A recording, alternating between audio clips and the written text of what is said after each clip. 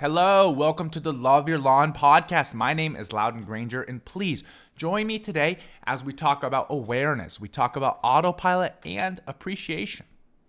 If you want more lessons ranging from life to lawn, be sure to like and subscribe, and also check the notification bell icon so you can stay up to date with everything we do here.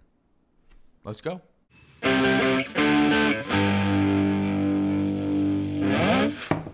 As we get older, we must mature. We must develop. We age. We physically grow up, right? That's obvious. But we also socially grow up. We also emotionally grow up. That's what makes a healthy human. It's natural. You're supposed to age. You're supposed to have benchmarks. You're supposed to achieve certain things by certain ages. It shows a sign that not only are you getting older physically, but you're also maturing in here and here, and you're able to kind of start to participate with other people in society a little bit better. This is the essence of growth. It's healthy. You're going from operating on your feelings like a child, what I want, to operating as a whole to contribute to the whole throughout society. This is true. You recognize your strengths. You recognize the things that you enjoy, maybe the things you don't enjoy, maybe the things that you're not good at, okay? And you start to kind of see yourself, and you start to kind of see similarities in other people, or people you would like, or people you're not super close with at first. This is the essence of maturing, okay? But in all of these cases, it involves something very, very simple. There's a common thread amongst all of this. It's this concept of recognition, okay? And this type of recognition is actually called awareness. By taking time to stop and appreciate who you are and what you've achieved, and perhaps learning through a few mistakes, stumbles, and losses, you actually can enhance everything about you. Self-acknowledgement and appreciation are what gives you the insights and awareness to move forward towards higher goals and accomplishments. And that was from Jack Canfield, American author, and he's also a motivational speaker with over 58 years of doing this type of work. So that's quite a long time. He's like a black belt in motivational speaking. Okay, so that means expert level. If you don't know about the black belts. Essentially, the awareness is key. It is the foundation to everything we do, all of these human skills that we must collect, all right, and grow and get better at. Why awareness is key is because when you're aware of something, it puts you in the driver's seat. Now, what does that mean? That means that you now have the ability and the responsibility to start taking control of these things that you're now aware of. You're able to operate, okay? And as Jack's quote said, take time to reflect and see what you have achieved, and you see what you have done or have accomplished, and perhaps parts that maybe you have failed at, okay? You become aware and gain insight into your character, into who you are, okay? So it starts with this awareness, okay? When you do this towards yourself and you look inside, you look at your track record, you look at different things, about yourself. This is called self-awareness, okay? But this can also happen outside of yourself with other people in the community. Maybe at your job, at your school, whatever community you're in, the nature of that society, that community, when you're aware of that and you recognize that, it is called social awareness. But regardless, awareness is key, and it is the true foundation to all of the core human skills. Remember, without being in the driver's seat, you cannot do anything about it. You're out of control. But once you gain awareness, once you're in that driver's seat, now you have the ability to start controlling some different things, okay? That's different than being completely not even having the opportunity. And remember, humans need these skills because every other skill humanity's built on in terms of interacting with each other and maintaining a healthy emotional health, social health, mental health, it's all built on this awareness, okay? For the activator section of the show, we have a game that practices both types of awareness, okay? It is called Will You Be My Sweetheart? And this is a trusted fan favorite game that will never let you down, and it has set the tone for awareness for years and years and years, okay? This is literally a fan favorite game. We're going to kick it over to Pat Fish, our student leadership director, and he will make us aware of how this game works. Take it away, Pat. Will You Be My Sweetheart is really our go-to activator. If I have a group for the very first time running Circle, I can almost guarantee that I'll be running Will You Be My Sweetheart if I have enough time. So if you're looking to play this game, you essentially need one less chair than participant. So if you have 11 people playing the game, you need 10 chairs. One person should always be standing in the center. I would advise against rolly chairs. That's not a really great idea when it comes to playing this game. You want some chairs that students can sit on. I know there's some classrooms where the desk is attached to the chair. I've played it plenty of times where you just kind of go over and lean on the desk and signify your spot. This game's called Will You Be My Sweetheart, so here's how we're gonna play.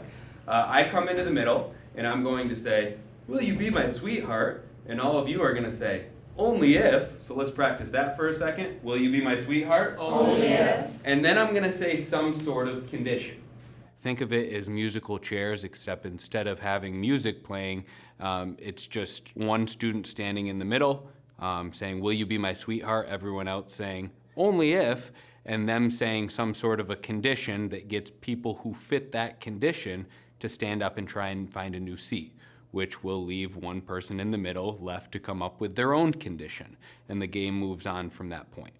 Like, only if you've ever peed your pants in school. That's a really good one. Maybe you haven't done it this year, but in kindergarten probably a couple of times, right? Or only if you sing in the shower. Anyone in here sing in the shower? Rapping counts, rapping counts. Only if you've ever fallen going up the stairs. Only if you've ever lied to get off the phone with somebody.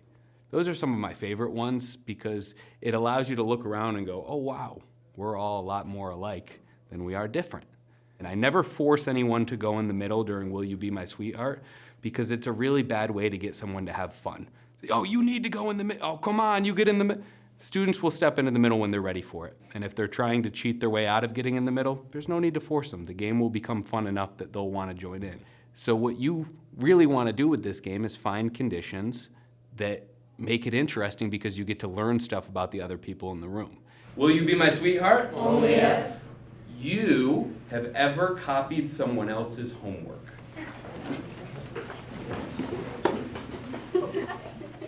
Oh shoot, now you're in the middle. Alrighty. Will you be my sweetheart? Only if. You believe that aliens are real. Okay. Will you be my sweetheart? Only if. You have dealt with something very tough recently. What? Shoot, I was in that one. Oh, okay. Will you be my sweetheart? Only if. You have ever lied to your parents. You have to practice that self-awareness of understanding, oh shoot, I have peed my pants in school. Or, only if you've ever dealt with anxiety before. And then when it comes to this social awareness piece, look at what you're learning about the people that are around you. You have to manage yourself throughout the game. It's really easy to not manage your body appropriately and understand that, hey, if I'm playing this game with somebody who's in a walking boot, I probably shouldn't try and push them over on the way over to this chair. It's really easy to come in the middle and say something inappropriate. I would encourage, to the very best of your ability, allowing the students to decide what's acceptable and what's not acceptable through consensus. It's an opportunity to set up some real conversations that can happen in your circle later on. And that's what I love so much about Will You Be My Sweetheart, outside of the fun, the movement, the chaos, the changing of seating, real conversations, some real conversations. You're building connections and building those relationships. There's a ton of responsible decision-making that is forced to happen when you're within this circle. It's all 5 core competencies wrapped into one, and it's a great way to start off your circle. And what an opportunity through just playing a silly little game. If you or a friend want to send us an activator that you came up with for a chance to be featured on this show and perhaps have kids all around America play it, then Be sure to send us a video of you playing your activator and explaining how your activator works to the email in the description below, and you might see yours on an episode of Love Your Lawn. Wow. Now that we have completed our activator portion of the show, we're going to get into our circle weaving portion of the show. And today's topic is, how do we use circle to form stronger bonds? How can we become more socially aware using circle? All right. Now, we've talked about this before, and I keep saying this because it is true and it is important, but circle is an ancient tool. Okay, it's a tool. It's a tool. We need to use it like a tool, okay, especially as the weaver. Everyone's participating, but the weaver can use this as a tool. It naturally bonds the communities and gives them time to listen to each other, to understand each other, to become mindful and present in the moment now. This is the nature of circle, okay? But why does it work like this? We know it works like this, and that's great, but why does it work like this? Remember this, you get good at what you practice, so the more time you spend listening and becoming socially aware or self-aware, the better you'll become at it. We know this, okay? And it's important in today's day and age to do this because we don't spend a lot of time doing this. There's this essence of autopilot that's growing in our modern day society. And it's disguised as an efficiency kind of mask, but it's autopilot. It's a disconnection, if you will. Okay, and what I'm referring to is, let's say we're talking about Tesla, for example. The cars, they literally drive around by themselves. They literally feature autopilot. Planes have autopilot. Now, there are some utility to having automated and autopilot things, but it does remove the driver out of the control, out of the connection. Okay, Siri, for example, ChatGPT, for example. These things are essentially like autopilots. They're great tools, don't get me wrong, but they're not putting you in the driver's seat. The other day, I was eating breakfast after... Can you try again? Yeah, see, my Siri's going off right now. She wants to talk. The other day, I was eating breakfast at a restaurant, and I was looking out the window, and I saw this robot lawnmower. It was kind of like a Roomba, but for your lawn, basically, and it will just basically drive around your lawn so you don't have to mow your lawn. It'll mow your lawn for you. It's an interesting invention. It's an interesting piece of engineering. But I was watching this thing go, and it was just like zigzagging every which way on the lawn. And unlike a vacuum cleaner, right, where your Roomba's just kind of making their own tracks, it's not as obvious as it is with the lawn. So with this time, like, I'm actually looking at the lawn, and it's just kind of a disaster. It's just kind of like connect the dots all over. But it was just kind of interesting because that thing was on autopilot. It was just doing its thing. And there's a lot of similarities to how that robot lawnmower is behaving and how we behave nowadays because of the tools we lean on too much, our technology tools that we lean on too much, instead of our ancient tools, our social tools. I'm not sure if you've ever worked with wood before, like making tables. Like, I actually made this table out of wood. I made this table when I was in high school. I made this table. So there's a saying in woodworking or construction in general, and it's measure twice and cut once. Okay, so you have to measure the wood twice, okay, and cut it once because you want to make sure you have a good measurement. Okay, this exists because so many people rush through the day and they try to get to the end product, and they go through the motions and they try to apply an autopilot mindset to something that it's organic. Like, wood's organic, plants are organic, we're organic, okay? And when you start to apply an autopilot mindset or like this one-size-fits-all kind of thing to this type of material, you make a lot of mistakes. And in the human brain's a little faulty. The human brain's organic, okay? So sometimes you can forget or switch the numbers around perhaps. Like, I switch my numbers around sometimes. But what I'm trying to say is, when you're rushing and making mistakes, it ends up costing time, it ends up costing money. And if it's your job, those are not great things. So somewhere along the line of carpentry, they came up with a saying, measure twice, cut once. And that's a great rule of thumb, okay? It's a reminder to bring your awareness to the present, and evaluate exactly what you're doing. When you do it right and do it correct before you make any mistakes. Now, listen, remember, you You get good at what you practice. Eventually, you'll become more and more skilled carpenter in this case, and you won't make as many mistakes, and your skill set of carpentry will mature, okay? Just like we mature socially. So circle, going back to circle, being present and listening, in circle, you're measuring all the time. It's not measure twice, quiet once. It's measure once, twice, 3 times, 4 times, 5 times. Whoever's in your circle, however many people are in your circle, you're constantly measuring, seeing where they're at.